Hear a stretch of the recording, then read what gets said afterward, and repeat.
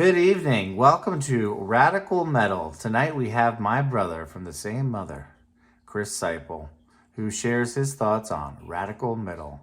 Many of you may know that Chris was the one who planted the seed in me about radical metal and was the inspiration behind this show. So we dive deep. What does radical metal mean? How was this informed by Chris's professions, his time in the Marine Corps, his time at graduate school getting his PhD, to Institute for Global Engagement, and now at Templeton? How has his experiences and his faith informed what radical middle means? I hope you enjoy this episode, and I hope you learn something as we explore many of the tools that radical middle offers, and especially in a world that needs these tools. And you'll learn that we're going to have to do it together, whether we like it or not. Enjoy. Well, hey, Chris, my brother from the same mother. Welcome to the Radical Metal Show. You probably should have been my first episode, as Yes. I credit as I credit you with the idea of radical middle. Let me reminisce on that for a minute. I watched a video of you, I think when you were teaching at University of Washington, and I think you were, you can correct me after, giving kind of a speech to your students at the end of the year. And I listened to it, and you mentioned, hey, you know, we got the radical right, we got the radical left. Where's the radical middle? And I just something lit in my brain, set my brain on fire, with some passion, because that's kind of where I'm at. You know, I see a lot of positive and negative on both sides. It's like, hey, man, why can't we distill this? Why can't we use the best of both? And then that, to me, that has led to a common theme that I think is one of maybe my missions in life with my 76 subscribers. I don't know if you knew that. 76 people subscribe. Batman. I don't have that many friends, so I'm flattered by that. But That's the year. but So that's good. yeah, that's right. But this other phrase has been kind of one of the legs in the stool of this show, which is dignity in the discourse. I think that's a big element. I would call that a big element of what maybe radical middle should stand for. And the reason that's come up, some of these earlier conversations, you know, I guess I'm left of middle, maybe I would say. And in talking to my friends that might be more right of middle, it's just been so refreshing to talk to them, and it's not frustrating, and it's not, we come with a openness to have our minds changed, and we are dignified in how we talk to each other, and that's very refreshing. That is so absent from the public discourse, whether it's for more clicks, for more votes, for whatever it is. So it's nice when people are doing it. Well, I I don't agree. know. Yeah, I'd like to hear your, and then we'll go maybe more into you, but and your background, because I'd like to share that with everyone. But what is your, how do you look at the radical middle, since you're the one who brought it up? Well, yeah, I'm traumatized that I was not the first person to be interviewed. So this is probably a therapy session for me. So thanks for including me. My standard joke when I talk to different audiences is I'm between the leftover left and the self-righteous right. And by leftover left, I mean people who ironically try to impose their ideology on everybody in the name of freeing everybody. And by self-righteous right, I mean visions of this country that were never intended. This country was designed to be a radical middle country with the capacity to critique, self-critique, and self-correct. And It includes everybody. We're a citizenship not defined by race or religion or region, but by our aspiration and commitment to certain values. So that's my definition of a radical middle. And it seems we need to strengthen it and push it out against the leftists and the rightists, the extremists on left and right that, not to be too melodramatic, but are threats to our country. Yeah, and they both sides do see. I do feel threatened, or I do feel concerned for the country from both angles, for sure. I mean, the left, it's you know, is distilling fear to be public about an opinion that you may inject in a discourse to maybe help maybe mold that opinion, for fear of maybe being labeled something egregious.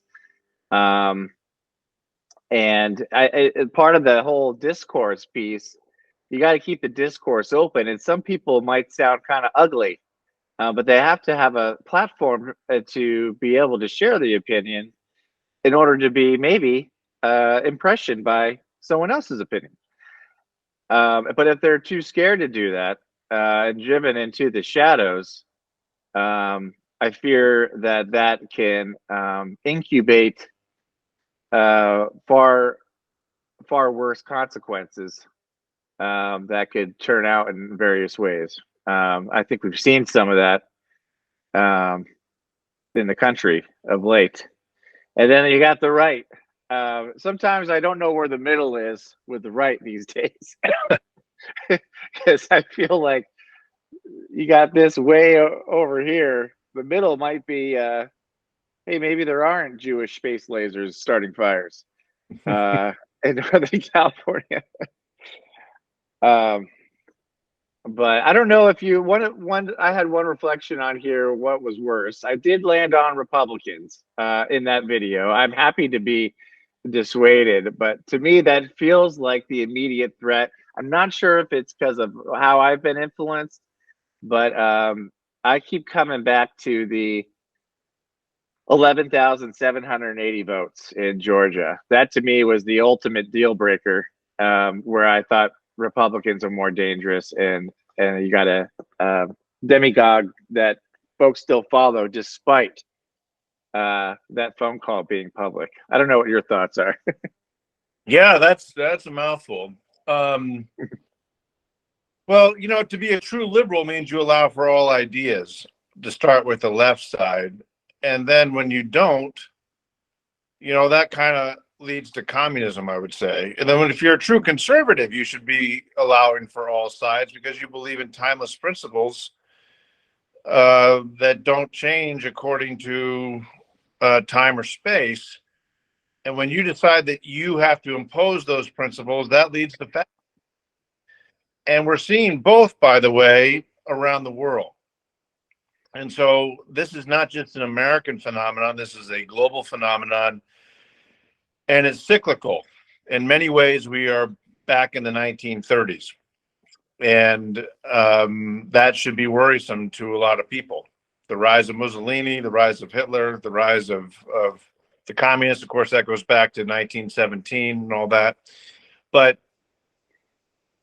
we are seeing the same things in our own country.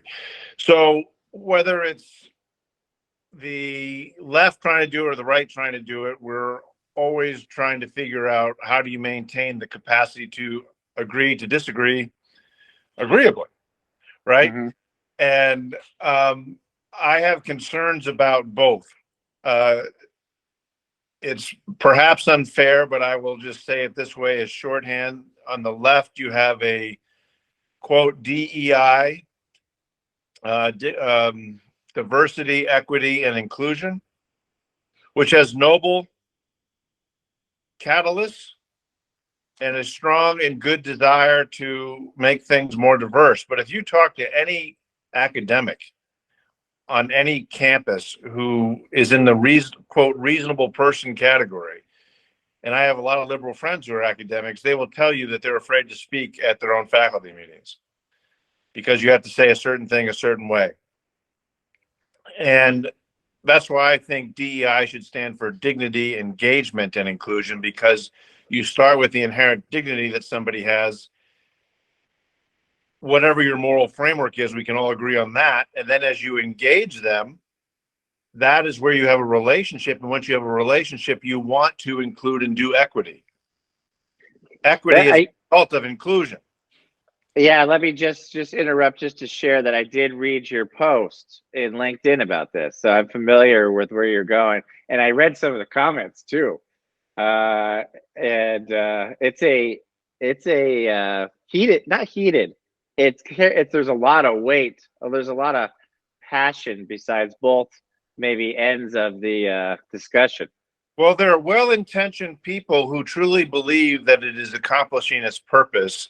And I would say sometimes blind to the ideology that it has created. And there's ironically a worshiping at the altar of old DEI. So I wrote that one morning because I was frustrated with the whole thing and said, this is the new DEI: dignity, engagement, inclusion. Diversity is not a goal, it's a demographic fact. What you want is mutual engaged diversity. That's what pluralism is. Mm-hmm. And so we're working for a covenantal pluralism is the term that I like to use. But you have to be aware of the blind spots. So on the right, speaking of blind spots, you get to the point where you argue over all things if it's not a certain way. And to be fair, there's good people on that side of the argument, but you get to a point where, at least in the tradition of faith that I'm from, you get to a point where you accept some of this QAnon stuff as part of the Christian faith, and they're one and the same.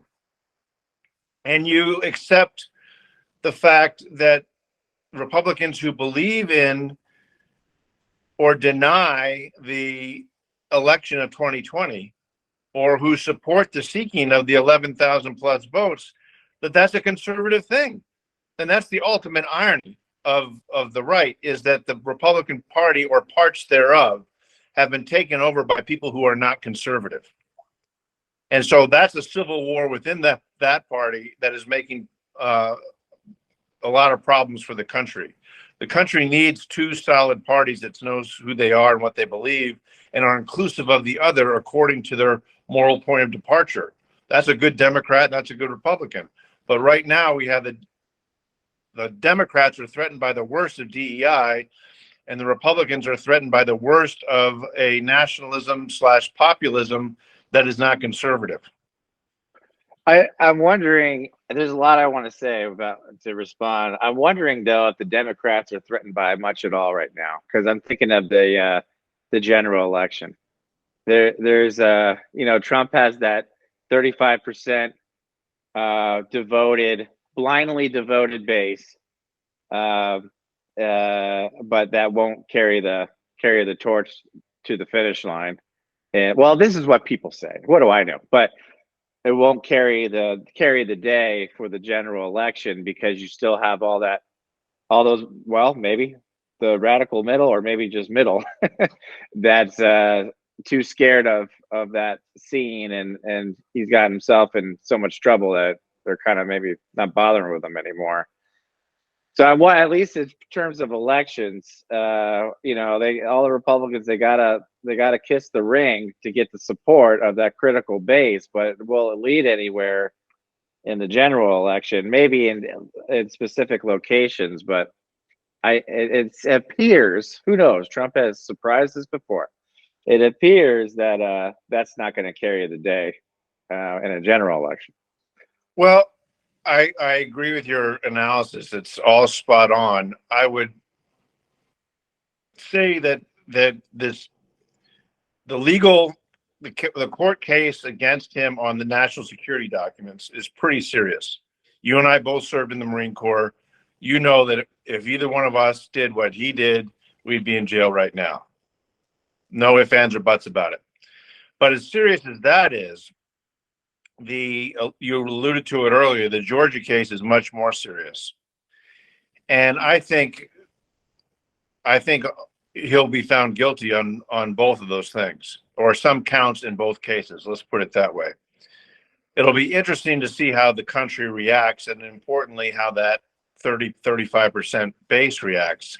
And I think that you will see that base reduced to 15 to 20% because some people will finally say enough is enough. But I don't think you're going to convince the other 20%. So what you need is a radical middle Republican who can transcend and say, hey, I'm going to call wrong a wrong, but this is what we stand for. And this is why you shouldn't vote for Joe Biden. You know, on the other hand, Joe Biden, to be super purely political about this, he wants Trump to run because he knows he can beat him precisely because of analysis. And I get that logic too. And so we're not in a good spot when two people that I prefer not to vote for are considered the only option. Yeah. And then you know, back to DEI, because I don't want to let that go without talking about it. It's funny. I'm doing my DEI training tomorrow. For real. But no, not tomorrow, Wednesday. But yeah, it's this week. It's really funny. I wanted to talk about that. I haven't thought about this a lot. And until I saw your LinkedIn post, but still hadn't thought about it much more until now. That's interesting. Well, you know, I love the word dignity. You know, Dad loves the word dignity too. He uses that a lot. But you know, the dignity and the discourse and all that kind of stuff. And I agree too. I know it's got to be very touchy. But I think I agree with that statement too, that diversity is a geographical fact. Fact too. What? Demographic. It's a statistical. That's what I meant to say. Demographical. Hey, I'm a geometrist, so I think I know. It's a demographical fact. I don't know if this is in contrary to that, but I do believe that with diversity, now that could be diversity in say racial, ethnic background. It could be diversity in just points of view. It can add to the overall superiority of collaboration. No, so not a can. It is a absolute truth. When you have more people, there's more wisdom that comes from the council of many.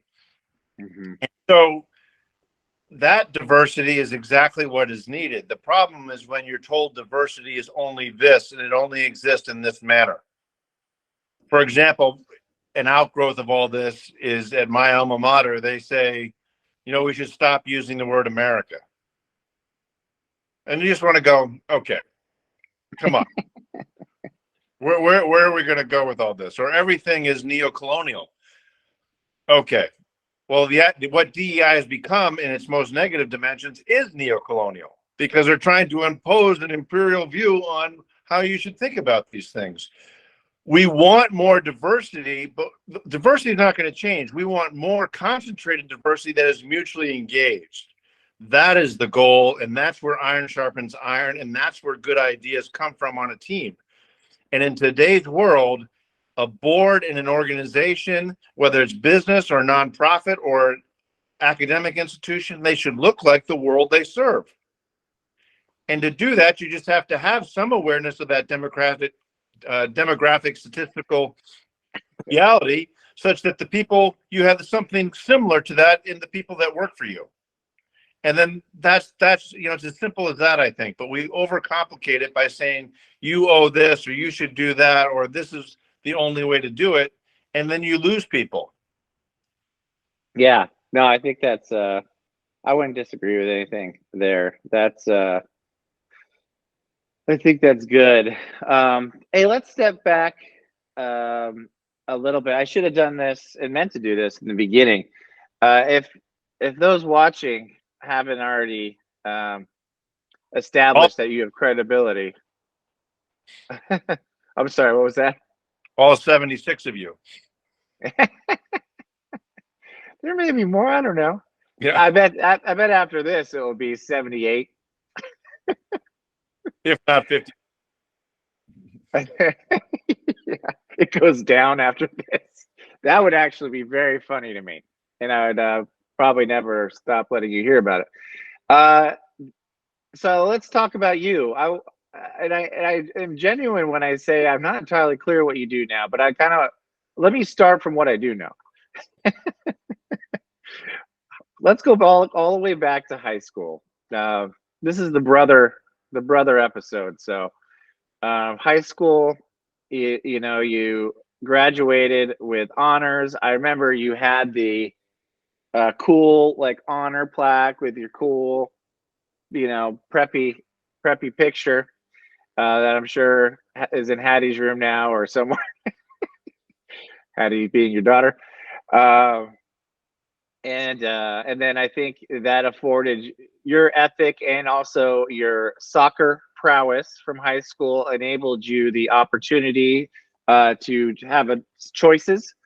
And while maybe a lot of friends at the same level of prestige from your graduating class may have chosen more East Coast school, maybe more Ivy League, you chose Stanford because I think you wanted the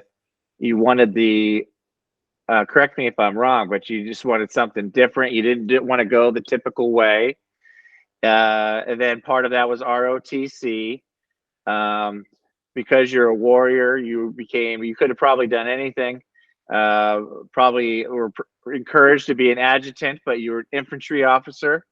And where you had a choice there, I'm not sure I did. I think they're like, hey, you need to just pull trigger, go boom. But I was infantry officer too. And then you served for 8 years, right? And then part of that was, I think, assistant to the commandant of the Marine Corps in your last 4 years. The commandant. Say that one more time. I was in an internal think tank for the commandant, thinking about what national security would look like right now, 20 years from then, back in the late 90s. Gotcha. And then after that, gosh, now I'm realizing there may be a hole in my history for you, Chris. What did you do after the Marine Corps? So in the Marine Corps, I was asked to look at global trends and try to think globally and anticipate, those kinds of things, and worked with a lot of phenomenal people. Helped produce a thing called the National Defense Report, the first one ever in December 97, where a lot of the stuff that we wrote about proved true, I think. But then I met my wife, Alyssa, and got a scholarship to the Fletcher School to do a PhD. And it was after that mom and dad decided they wanted to start a think tank, and they asked me to come join them.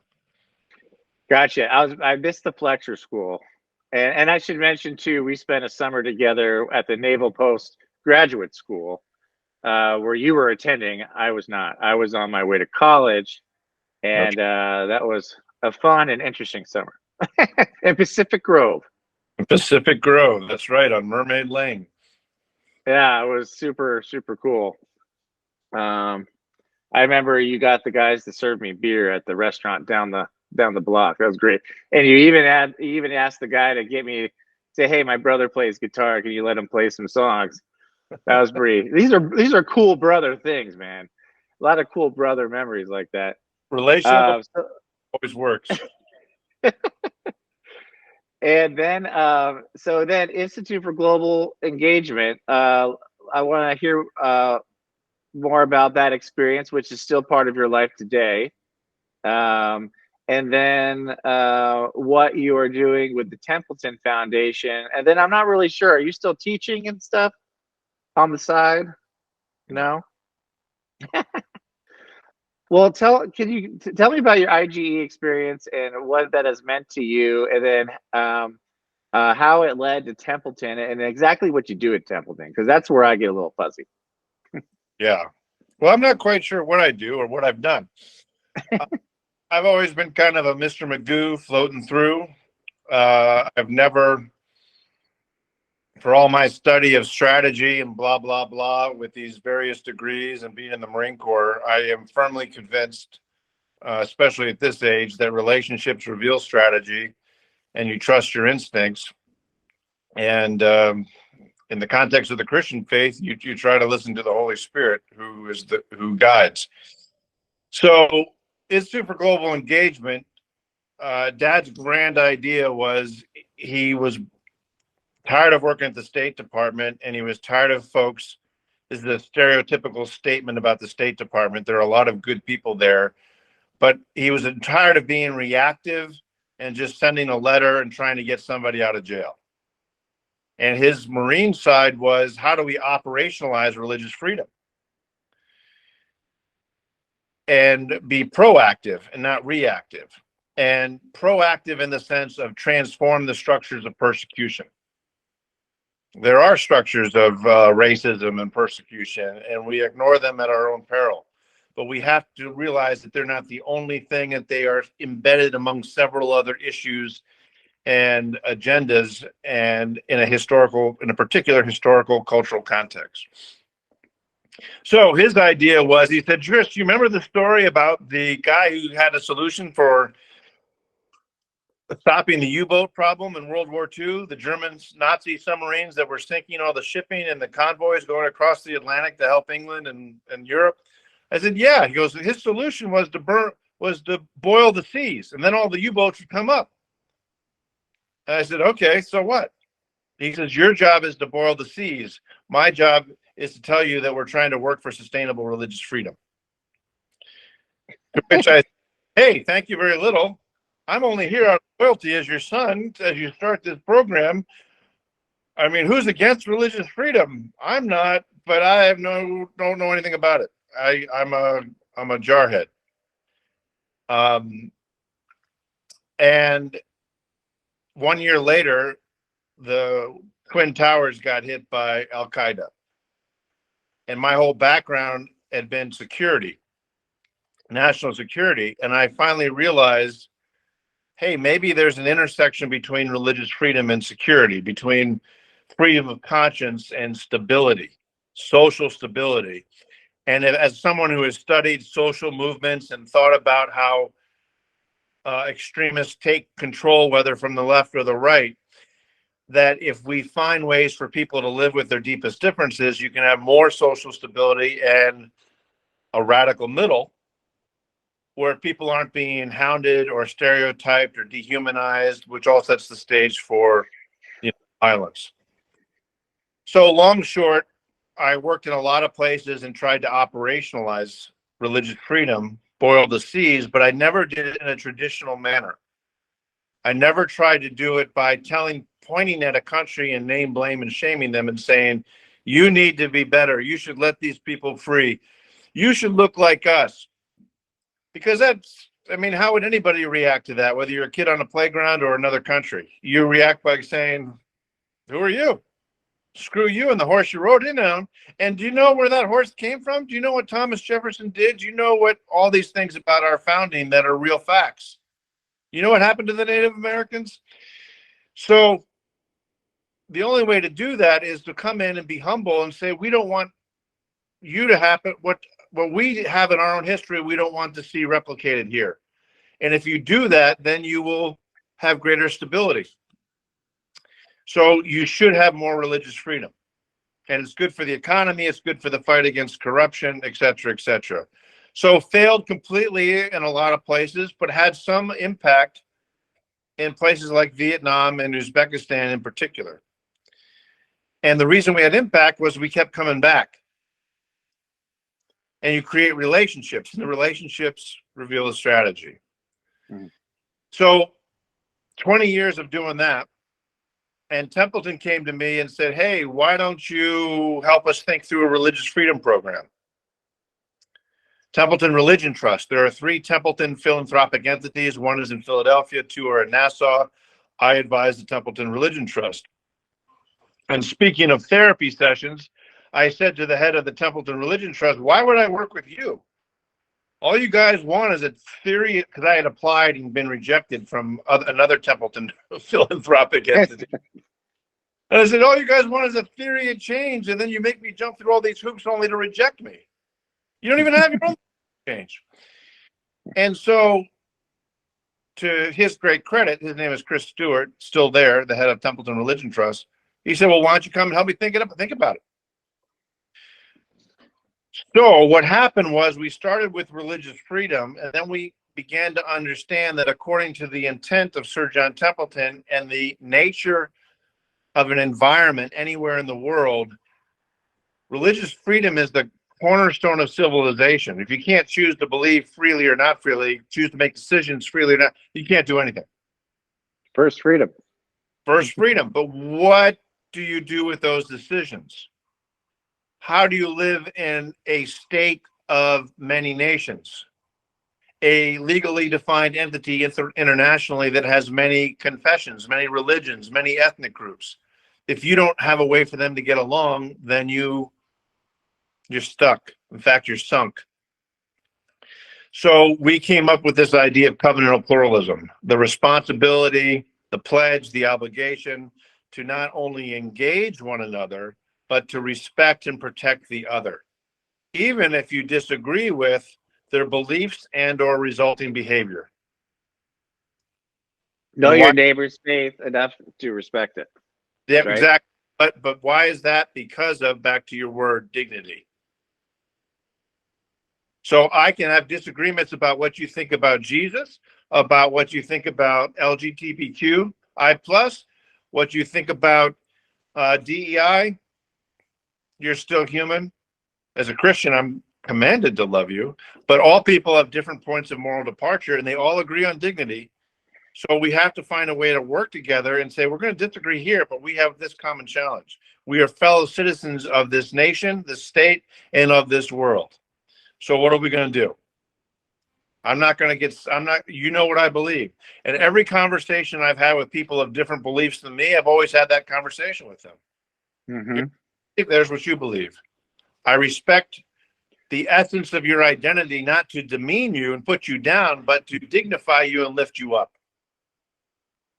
Do I hope you become a Christian? I sure do. I think that's the way to heaven. But I'm not here to make that the lead argument, because A, it turns people off, and B, you're not going to get anything done that way. So why not live the example of your own faith and your own moral framework and encourage a question, because you beg the question through your behavior of practically serving everybody. So that's what the initiative at Templeton Religion Trust is.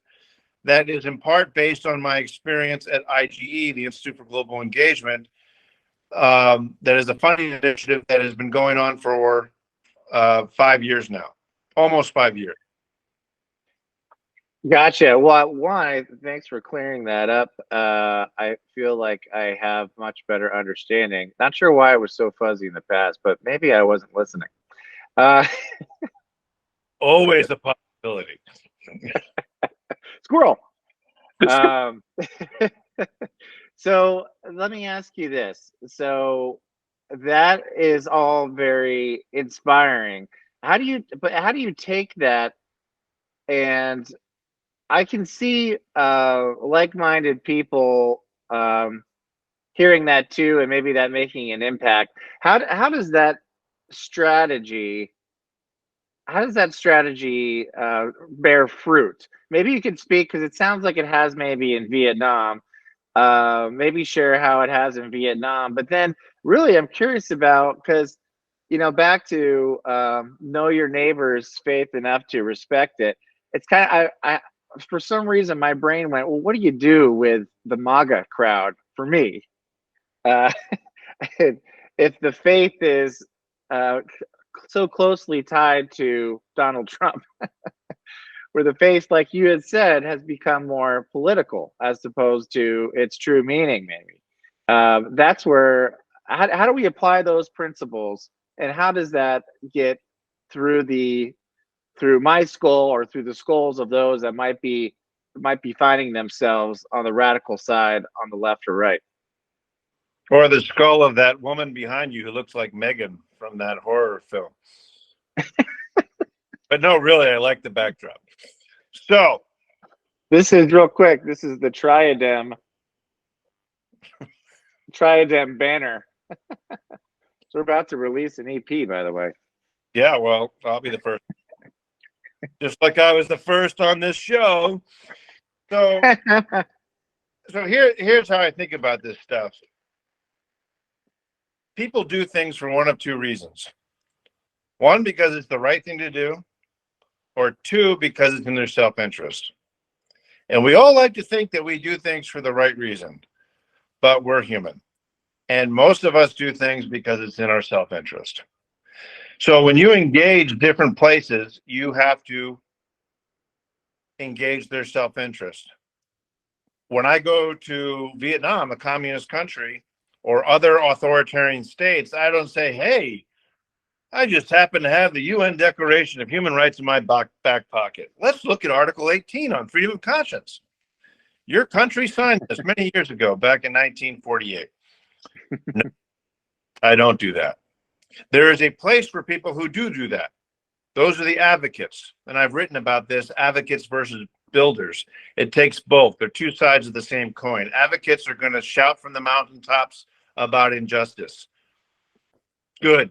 Do it. It's not going to change anybody's minds on the ground, but we need you to do it because it's the right thing to do. But I go into a country and people like me, builders, and we say, what is in your self-interest? Back to the argument that religious freedom is in the self-interest of the country because it produces social stability. Where there's more social stability, there's greater foreign direct investment. There's less corruption because people of faith are able to exercise their faith and have integrity, the best of them anyway, et cetera, et cetera. So the second key point in all this is when you engage a country, you engage the majority culture. Because if you engage the non-majority culture, I really don't like the term minority. It sounds pejorative these days, but maybe it's just me. When you engage the non-majority, you risk alienating them from the majority. Putting them at risk. Yes, you put them at risk. That's exactly it. And so when I engaged Pakistan, I didn't engage Christians. I engaged the Deobandi Islamists who lived in Northwest Frontier Province, now known as Khyber Pakhtunkhwa. Peshawar is the capital of that province, where all the Taliban came from. And you can't see it, but there's pictures behind me of meeting with the Taliban madrasa right there. And next to Teddy. What's that? Next to Teddy? Yeah, next to Teddy Roosevelt. Yeah. A true conservative. Anyway, you engage the majority culture because you have to find ways for the majority culture to understand that including the non-majorities is consistent with who they already are. It's consistent with the best of their faith, and it's in their self-interest. So to your question about MAGA, and this also relates to the earlier discussion about DEI. DEI needs to understand that you got to bring along the majority culture here. Whether you like them or don't like them, white folk are still the majority till 2048. And they have a Christian worldview or a cultural Christian worldview, which is going to be hard to discern when you make fun of it all the time. So you better figure out a way. Yeah. Because they're the ones setting the cultural patterns, again, whether you like it or not. Sorry, let me finish this. To the MAGA folks, you got to say, is this really? And then I'm speaking generally here because there are a lot of exceptions and nuances required here on both sides, DEI and MAGA. Is this really what it means to be conservative? Is this really what it means to be Christian? And here's the bottom line. In any country, at any time, it is the responsibility of those in the ethnic religious majority to set the tone for their country and to reach out to the non-majorities to include them. And that's why, full circle, back to 76 viewers, and 1976, in your birth in Providence, Rhode Island, January 27th, I am a fan of Roger Williams, who has a statue overlooking the city of Providence, which he founded for people in distress of their conscience. That's it right there. Massachusetts tried to impose, like the left or the right try to do, and say, you're going to worship this way in the public square. Roger Williams says, my faith allows us to propose what takes place in the public square so that all can be there. That's the radical middle. That's Rhode Island. And the choice of America has always been between Rhode Island and Massachusetts. Nothing against Massachusetts. I love the Red Sox and I love the Pats even more. Go Tom Brady. But that's the philosophical question that we all face. So, Tom Brady, now part owner of the Raiders, let that be known, which is my team. Dressed in black. What's that? They dress in black, like Megan behind you.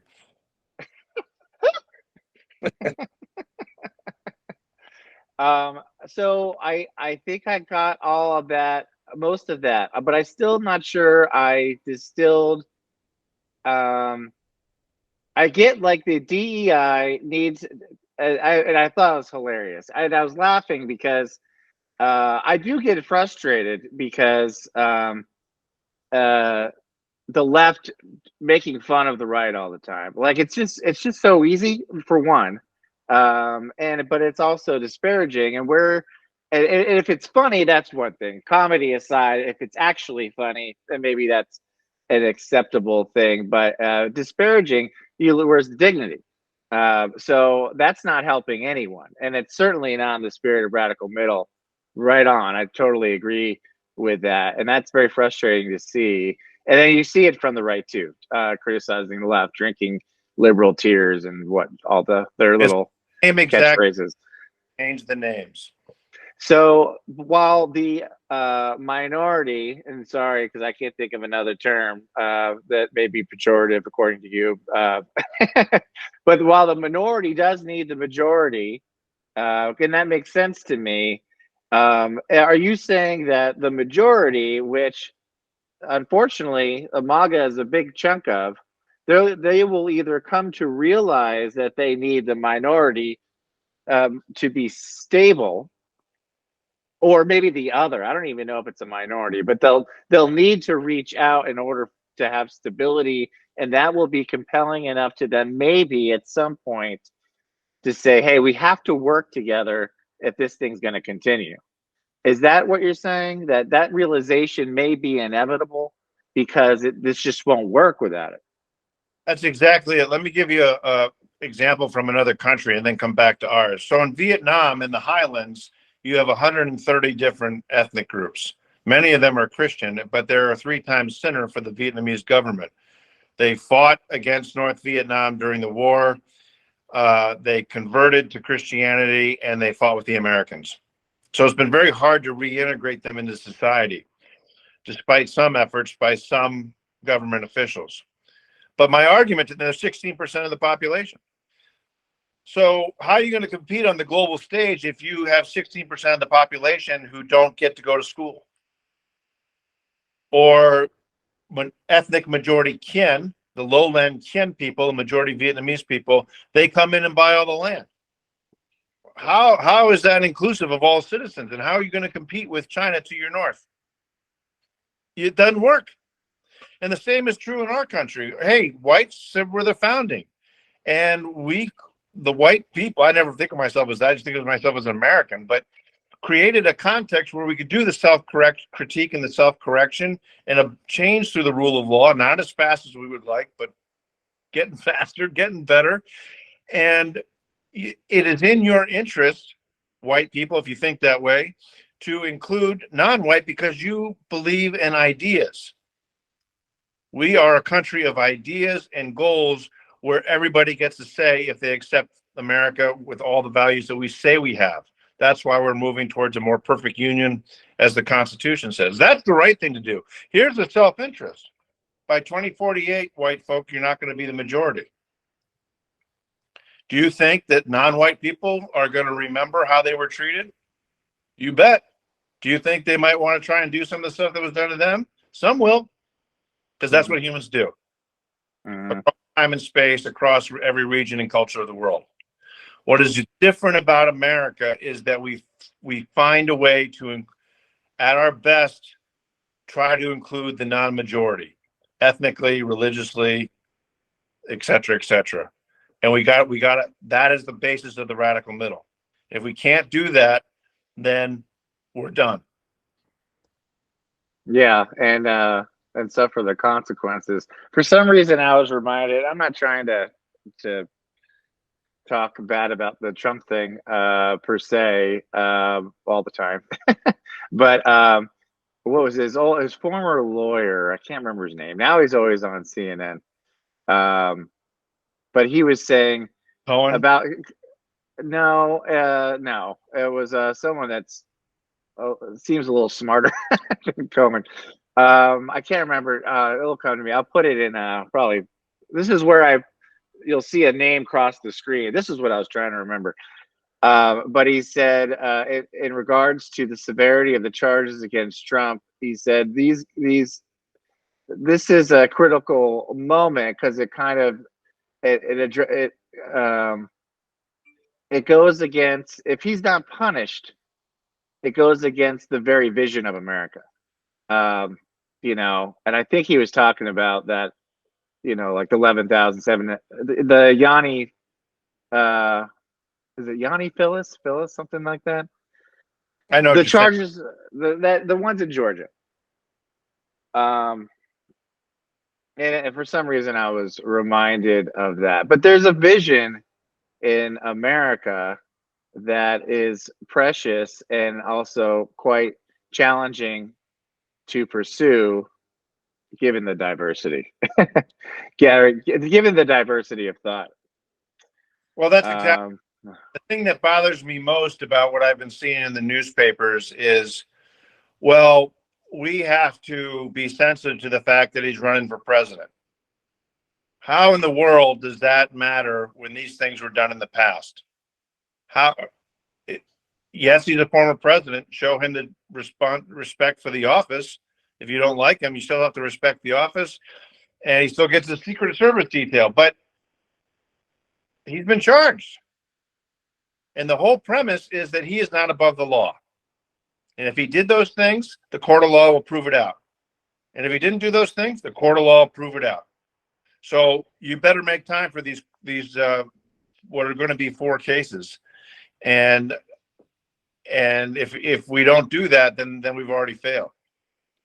Yeah, and I the other thing I don't understand, if Biden was being charged with something credible, it goes for him too.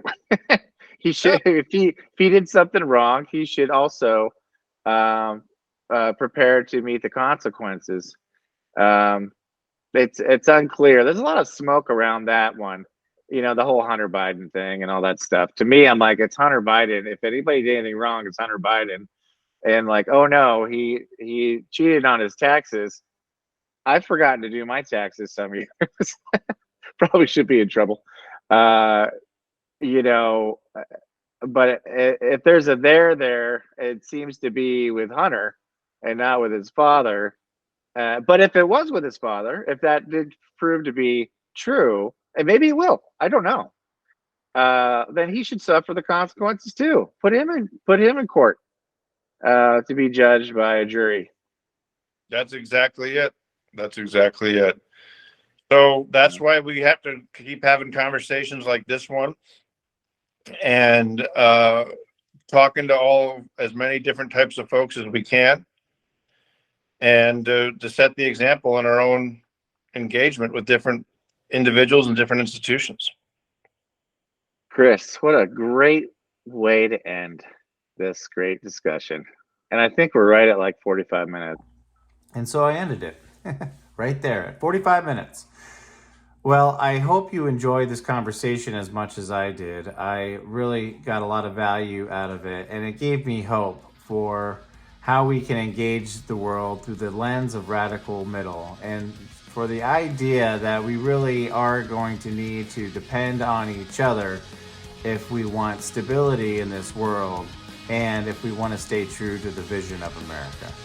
Until next time, thanks for watching. Bye-bye.